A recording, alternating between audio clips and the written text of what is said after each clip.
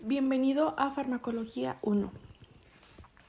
Los temas que vamos a tratar: farmacología, generalidades, farmacocinética y farmacodinamia. Voy a empezar a hablarles un poquito sobre generalidades. ¿Qué es la farmacología? Es la ciencia que estudia los medicamentos, cómo actúan en el cuerpo y cómo el cuerpo los procesa. Esto se va a dividir en dos: farmacocinética y farmacodinamia. Un fármaco es cualquier sustancia que cambie la homeostasis de tu cuerpo. Su origen puede ser natural, sintético o biotecnológico. Un nuevo medicamento pasa por varias etapas antes de llegar a los pacientes, como el descubrimiento e investigación básica, que es identificar una molécula con efecto terapéutico. El estudio preclínico, pues son pruebas en células, animales, para evaluar la seguridad y eficacia, y los ensayos clínicos en humanos, que es por fases donde se va a ir aprobando y verificando que todo esté correcto, la eficacia y dosis y todo eso. Y por último está la aprobación, donde una agencia reguladora revisa los datos de autorización en uso, como por ejemplo aquí en México es la COFEPRIS. Los receptores farmacológicos son clave porque son el punto de unión donde los medicamentos producen sus efectos, lo que permite tratarnos de manera más eficaz y más segura. Algunos tipos de estos son los receptores acoplados a proteína G, receptores acoplados a canales iónicos, receptores de actividad enzimática o receptores intracelulares o nucleares, que más adelante se los podré explicar a más detalle. La absorción de fármacos es el proceso por el cual un medicamento pasa desde el sitio donde se administra hasta la sangre. Aquí influyen varios factores, como por ejemplo la vía de administración, si es vía oral, intravenosa, las características del fármaco, si es hidrosoluble o hiposoluble, y los factores fisiológicos, que tu pH gástrico, metabolismo. Y después están las vías de administración, que es enteral o oral, intravenosa, muscular, tópica, rectal, inhalatoria y sublingual. Vamos a continuar hablando con la farmacocinética. La farmacocinética es el efecto del organismo sobre el fármaco, o mejor conocido como dosis-concentración. Aquí es qué le hace el organismo al fármaco. Los procesos farmacocinéticos, vamos a ver una mnemotecnia que es el ADME, que es absorción, distribución, metabolismo y eliminación. Para comenzar con la absorción, vamos a ver qué es el conjunto de pasos a través el cual el fármaco pasa de su sitio de liberación al torrente circulatorio. Aquí van a influir varios factores que pueden afectar esto, como lo es la liposolubilidad, que si un fármaco es liposoluble va a desplazarse por las barreras del organismo por difusión simple. En cambio, si no lo es, no podrá atravesar la barrera y su acción será más lenta. Está la no ionización, que todos los fármacos tienen una porción ionizada y otra no ionizada, donde la no ionizada se va a desplazar a la barrera por difusión simple, y la ionizada es hidrosoluble, lo que no se desplaza fácilmente a la barrera. Después está la constante disociación, que esta va a intervenir en el proceso de desplazamiento del fármaco por difusión simple, y la temperatura, que esta solo aplica en caso de gases, que la temperatura va a aumentar el movimiento de moléculas de gases, por ello pues facilita el desplazamiento. Después está el sitio de absorción, que los fármacos de ácidos débiles se absorben mal en medio ácido, pero bien en alcalino. Después está la superficie de absorción, que a mayor superficie de absorción, mayor velocidad de absorción. Y por último está la concentración del fármaco, que a mayor concentración de fármaco, mayor absorción. También tenemos lo que es la distribución, que es la distribución farmacológica. Se le conoce al desplazamiento del fármaco desde la sangre hacia otros líquidos corporales para finalmente alcanzar su sitio de acción. Después está el volumen aparente de distribución, que es un parámetro que indica qué tanto se dispersa un fármaco en el cuerpo. No va a ser un volumen real, sino pues aparente. Y después tenemos los que son los compartimentos funcionales, que está el modelo monocompartimental, el 2 que es el modelo biocompartimental y el 3 que es el modelo tricompartimental, que a esto se le conoce como la circulación sistemática. Una vez que el fármaco ingresa a la distribución sistemática mediante la absorción o administración directa, debe distribuirse en los líquidos intersticiales e intracelulares para llegar a la célula diana. Después está el tercer paso, que es el metabolismo y biotransformación, que es un conjunto de procesos a través del cual el fármaco es biotransformado para que se pueda excretar del organismo de manera más fácil. El metabolismo se divide en dos, que es la fase 1 y la fase 2, donde la fase 1 se encuentra la activación e inactivación, en donde unos que pasan por esta fase se vuelven inactivados por lo que son excretados del organismo, pero otros que son activados cuando esto se consume se le llama profármaco, lo que significa que tiene un efecto terapéutico. Los que son inactivados pasan por uno de estos tres procesos, que es oxidación, reducción o hidrólisis. Pues está la fase 2, que se llama conjugación.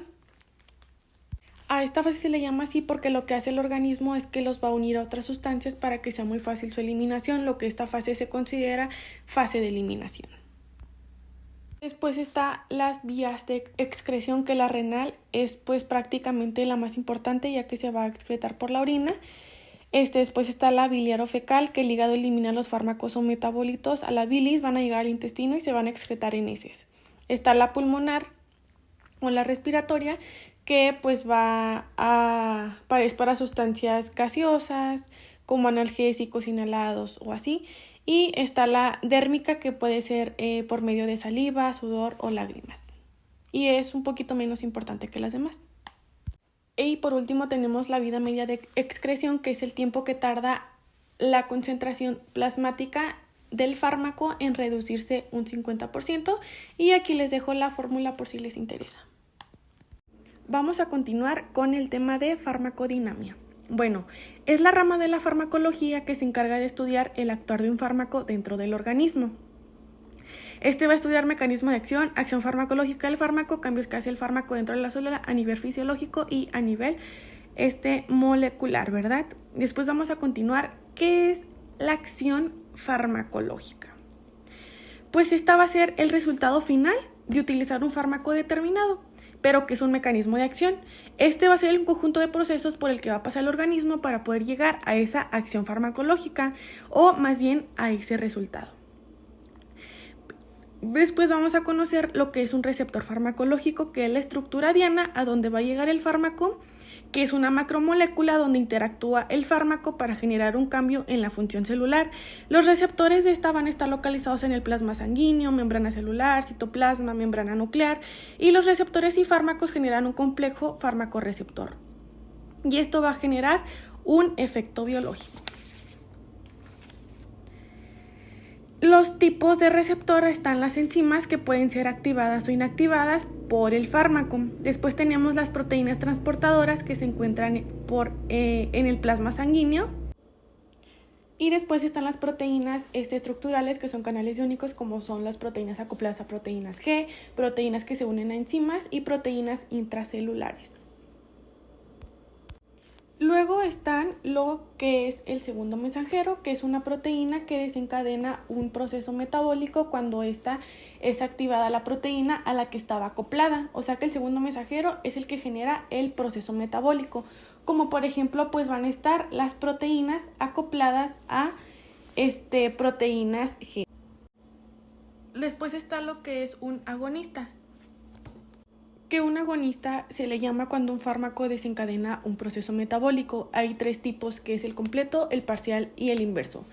El completo básicamente es un fármaco o una sustancia que se une a un receptor y lo activa al máximo, dando como resultado una respuesta biológica máxima. Después tenemos el parcial, que se une al mismo receptor que el agonista completo, pero pues no va a lograr producir una respuesta máxima como lo fue el completo. Y luego está el inverso, que se une a un receptor, pero en lugar de activarlo va a disminuir su actividad basal. Después están lo que se le conoce como antagonistas. Recordemos que el agonista va a desencadenar un proceso metabólico. El antagonista va a bloquear ese proceso metabólico, o sea, va a hacer nada, o sea, para que no haga nada, para que no exista ese proceso. Va a ser llegando al receptor y no va a ser, va a impedir que se haga una respuesta, no va a desencadenar ninguna función. Hay dos tipos de esto, el competitivo y el no competitivo. El competitivo se une al receptor, no desencadena ninguna función, pero si aumenta la cantidad de agonistas, el agonista se va a quitar y va a dejar que el receptor se meta, ¿no? Entonces, pues esto va a desencadenar una función, a lo que se le va a llamar como competitivos, y sí es reversible.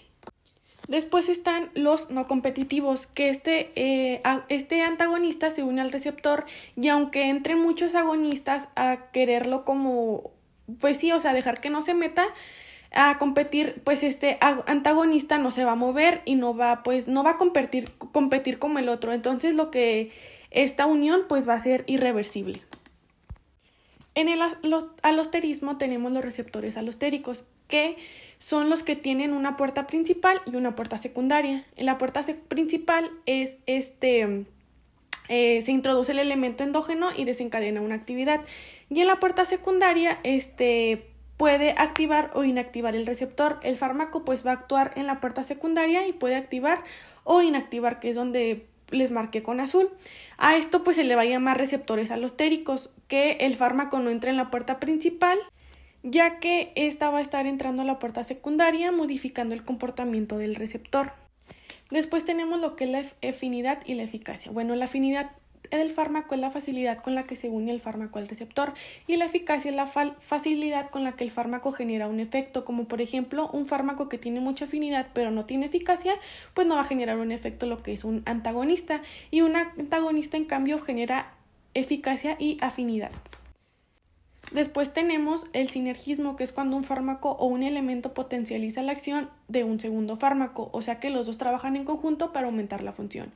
Y la potencia es cuando es una capacidad de eficacia que tiene un fármaco de generar un efecto farmacológico a una dosis estimada.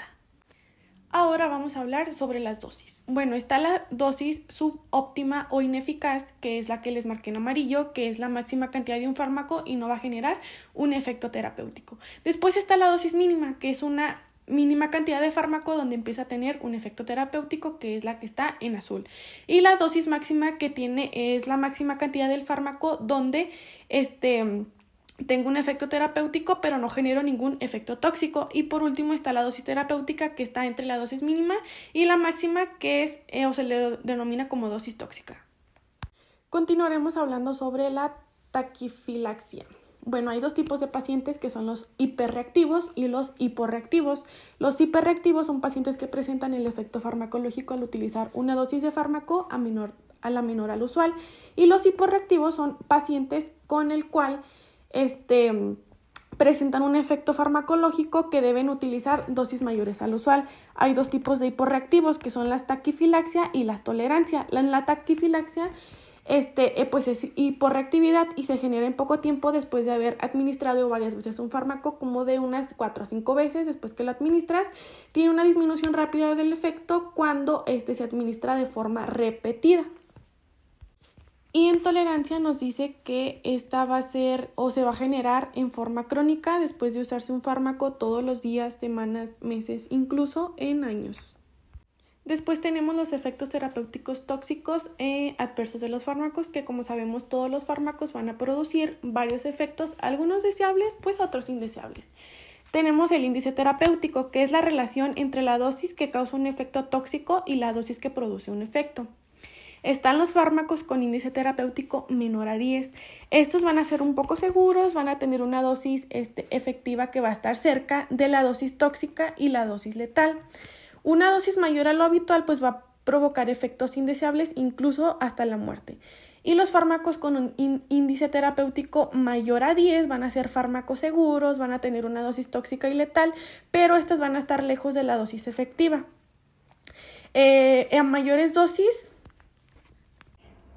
puede tener un efecto tóxico moderado el paciente. Las reacciones adversas van a tener efectos dañinos, no curativos o no esperadas, como por ejemplo las reacciones secundarias, que van a aparecer cuando el fármaco se utiliza a dosis usuales, pero van a tener una reacción colateral que va a formar parte del fármaco. Después están las reacciones tóxicas, que estas se van a presentar cuando un fármaco se utiliza a dosis mayores a lo recomendado. Y las reacciones de idiosincrasia van a ser un tipo de reacción adversa a medicamentos que no dependen de una dosis ni del mecanismo de acción del fármaco, sino de una predisposición genética individual. En las reacciones teratogénicas van a aparecer en el recién nacido por el empleo de fármacos durante el embarazo de la madre. Estas van a estar presentes del 4 a 7%. En las Alergia al fármaco, tenemos que las reacciones alérgicas van a ser una respuesta insólita, distinta a la que se busca un médico, que aparece únicamente en sujetos susceptibles y con antecedentes alérgicos. Están las manifestaciones clínicas inmediatas, que van a ser broncoespasmo, choque anafiláctico, urticaria, edema angioneurótico, y las manifestaciones clínicas tardías, que van a ser como fiebre, máculo pulposo, artralgias, mialgia, hepatitis, entre otros. Después tenemos el uso de fármacos en edad pediátrica y geriátrica. Pues aquí influyen muchos factores, como por ejemplo vía de administración, variabilidad genética, metabolismo, absorción, distribución y excreción. Porque pues como sabemos, pues un recién nacido apenas está desarrollando. Su metabolismo va a ser lento, ya que pues apenas empieza a desarrollarse, y pues una persona adulta pues ya va a tener un metabolismo lento, ya no va a ser la misma absorción y la misma excreción, o va a ser un poco más tardada, y pues hay que tomar esto en cuenta. Y eso sería todo. Muchas gracias.